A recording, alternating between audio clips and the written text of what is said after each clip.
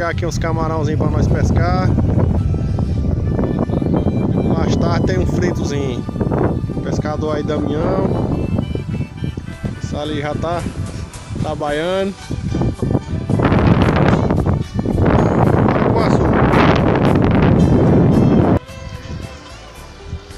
Pegazinha de camarão. Por aí, Bião. Mais tarde nós pescar. Segura a grade. Voltar dentro da água. Vai, joga a roupa. Deixa aqui, vagabundo. Camarão. Olha. Já tem um corrozinho, rapaz. Corrozinho. Só precisa de uma sombra pra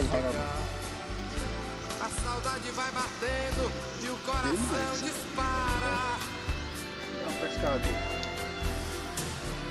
Mas de repente a velocidade chora. Não vejo a hora de voltar pra casa. A luz do teu olhar aqui, no ó. fim do túnel e no espelho a minha Pra nós pescar mais tarde, daqui a pouco. O céu da ilusão que não se acaba. A música Pronto, galera. Já estamos nos preparativos. será que a luz do meu destino vai Vamos já puxar um estilapinho. E mais tarde vamos fazer um frito. Esse estilado. Pegar só os bons. Não é não, meu garotinho? Já tá dentro da água ali pescando. Isso aqui não perde tempo não. É isso aí. Tem um. Tem um. Pizinho de pescaria, pessoal. Hoje não deu muito bom. Mas peguei uns ainda. encontrar contigo agora e esquecer as curvas O pescador ali ainda prefiro sonhar com os tentando pegar mais um pros fritos. Vamos fazer um frito. Esses aqui vão já pro frito. Já tem uns ali que já estão só no jeito de fritar. Trabalha a vara, Fabinho. Eita, menino. Aí temos ali o mestre. Já tá preparando os peixes. Diga aí, meu chefe. Já tá no jeito? Faz no jeito. Já fez um. Já temos aqui no, Aí, ó. na farinha. Olha a molezinha aí, ó. Já tá com o rabo levantado. É, isso aqui deu bom. Quase do tamanho da panela. Ó.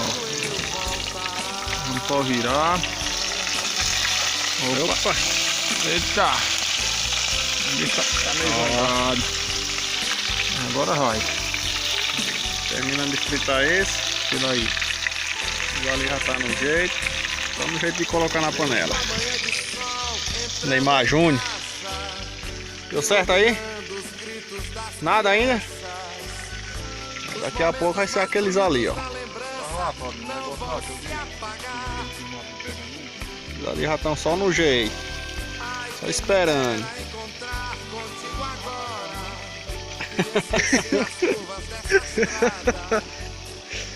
Flávio é miserável, Flávio não frita um peixe.